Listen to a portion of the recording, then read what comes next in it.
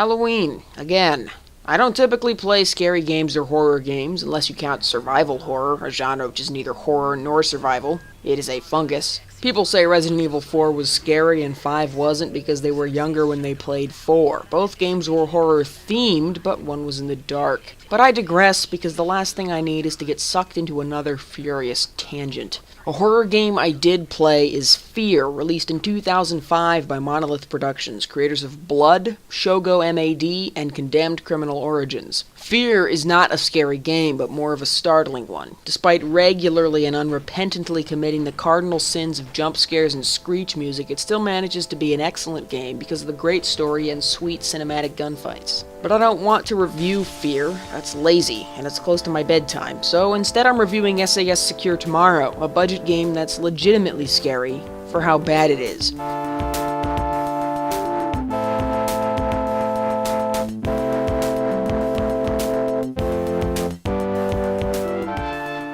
SAS Secure Tomorrow is a wolf in tactical sheep's clothing, released in 2008 by City Interactive. It was built on the Jupiter EX iteration of Monolith's often licensed Lithtech engine, the same engine as Fear. So there you go, it all makes sense if you think about it and do some research. City Interactive, now known as CI Games, is a Polish developer and publisher put together of two different PC game developers and publisher Lemon Interactive. Usually I will be the first to recommend Eastern European games to people. The two defining characteristics of Eastern European games are bold design and buggy code. Some of my favorite games are from that whole Slavic region. Is that what you call it? I'm torn between wanting to save time and wanting not to be racist. Just to throw a few out there that you should check out: Stalker, Shadow of Chernobyl by GSC Game World of Ukraine, 762 High Caliber by Apiron of Russia, Sea Dogs by Akela, also of Russia, Chrome by Techland from Poland, Secret Service by Fun Labs, Romanian developer.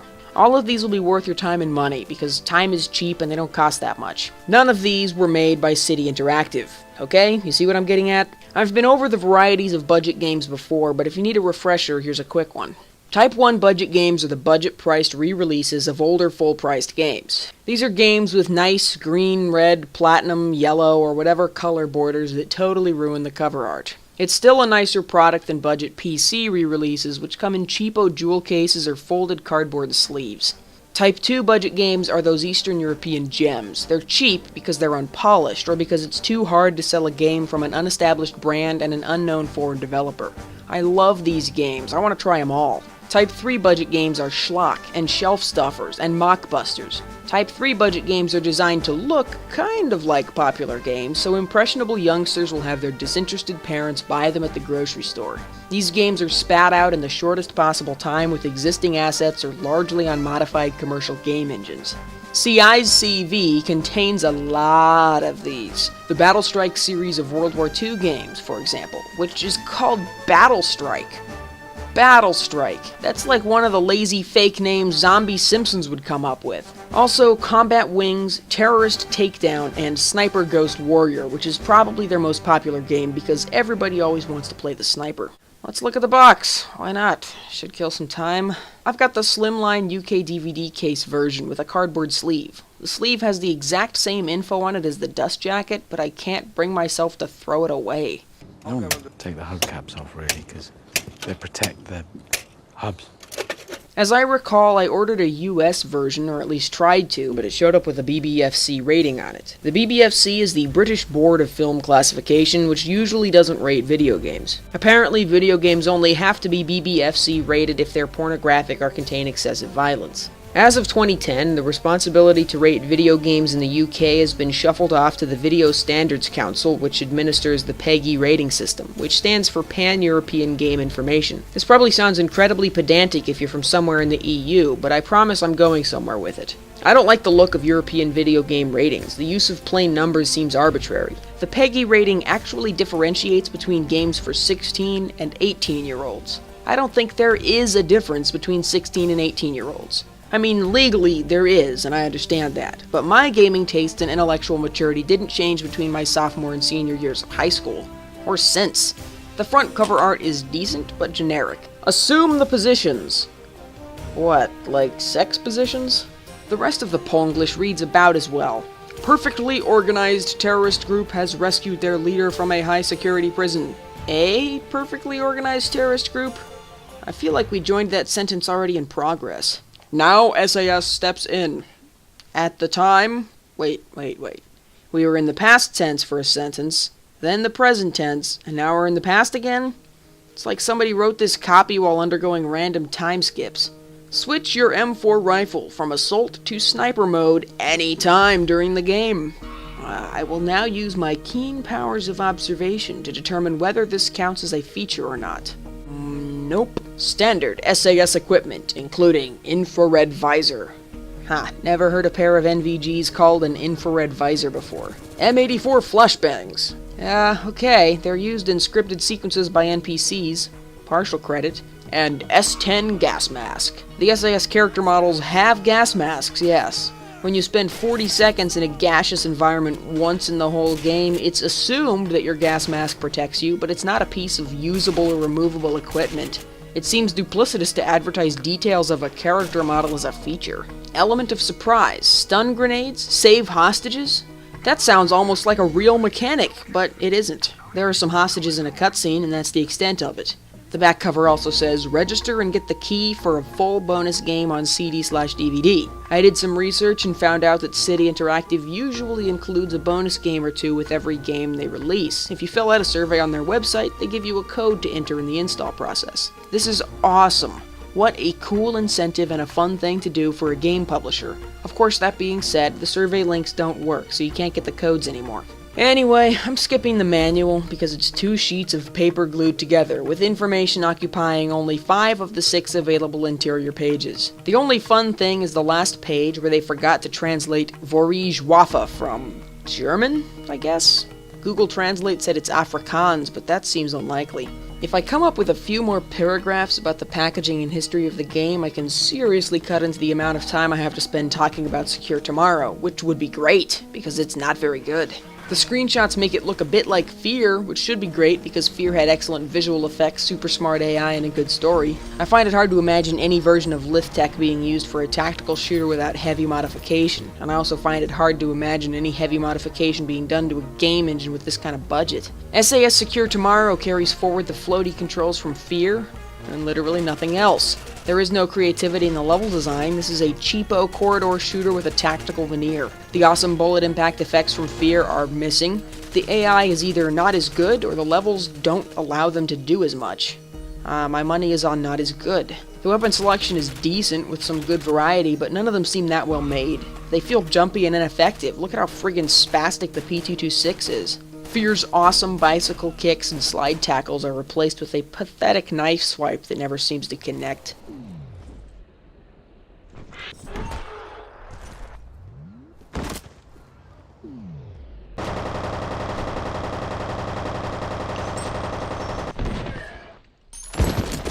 It's difficult to be killed because of a generous regenerating health bar, but when I did, it was usually because I tried to use melee in combat instead of waiting for a gun to finish loading.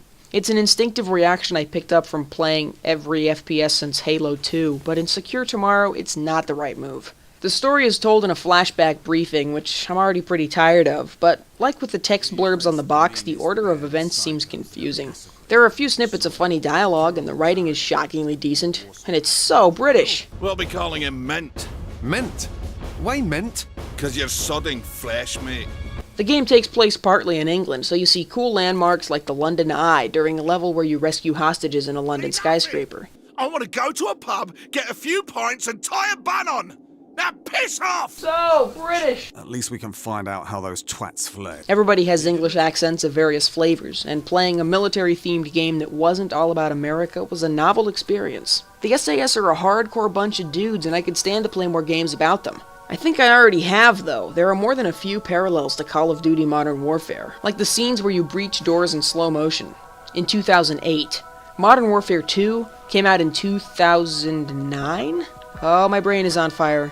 Did Modern Warfare 2, the best told story ever told, rip off the slow motion breaching sequences from SAS Secure Tomorrow, which was itself ripping off the SAS versus Russian ultranationalists plot from Modern Warfare 1? The hell with it. The sequences are cool. If you're gonna use Fear's Lithtech engine, you might as well use Fear's slow motion, right? Just like in Fear, the ragdoll and blood effects are fun and gory in slow motion, but I think they overdid it a tiny bit. These little stack up, breach, and clear moments are as close to tactical as Secure Tomorrow gets. You don't tell the guys to stack up, they just do it on their own when it's time to move into a new area. You don't have control over your squaddies at all, and since you carry 4 guns at a time, tank damage like a Spartan, and massacre a number of guys that would make the Doom Marine uncomfortable in levels that would make the Doom engine very proud of itself, I'm going to call SAS Secure Tomorrow a Call of Duty ripoff. It is a tactical-themed console-style corridor shooter. I was more or less on board with the game, for the price at least, but the first level was in a prison. Prison levels are almost always an excuse for blocky, repetitive, arbitrary level layouts and monochromatic textures. I can only think of one game that made prison a genuinely interesting place to be. Every other prison level I can think of off the top of my head sucked the big one. After that was the decent level in the London Tower. Then the Greenland ice world with stupidly implausible level geometry. The second half of the Greenland level is underground, so the scenery is a darker version of the same repetitive corridors and staircases. And then you shoot the bad guy and it's over. The whole game. For a few seconds, it looks like this is the inciting incident of the second half of the game. A terrorist mini-boss is down, and now you have to find the guy pulling the strings behind his Raygon laptop? What brand is that? But it's not to be. Bang! Drop it, twat! Drop the gun, down on the floor!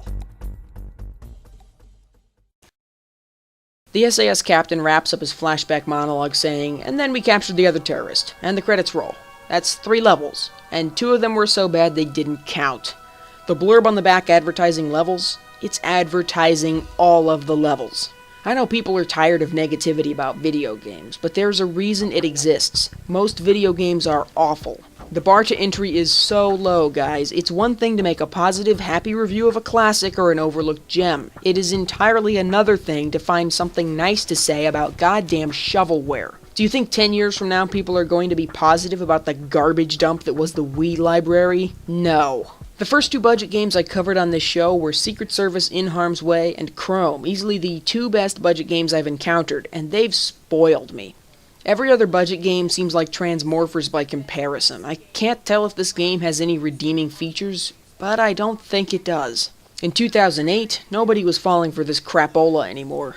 Some of the setting and tactical trappings look superficially similar to other games, but SAS Secure Tomorrow is a cheap imitation, and everybody knows that, even your mom. In 2006, Konami released a very similar looking game called The Regiment. It's also about the SAS, but it actually has tactics and squad mechanics, and it looks very interesting. Of course, I can't find a copy of it to save my life. eBay doesn't usually let me down like this. If you guys ever come across one in the wild and want to donate it to the project, that would absolutely make my day. Until then, I guess Call of Duty is still the place to get your SAS fix. And that's a truly dark and scary note to end this Halloween episode on.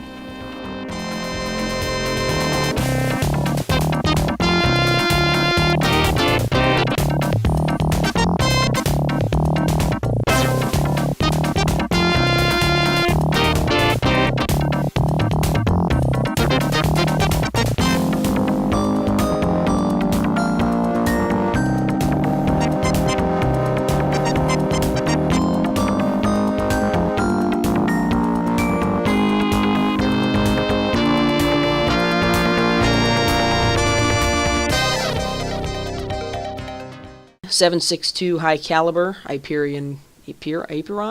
762 High Caliber by Apiron? 762 High Caliber by Apiron of Russia. Oh, fuck.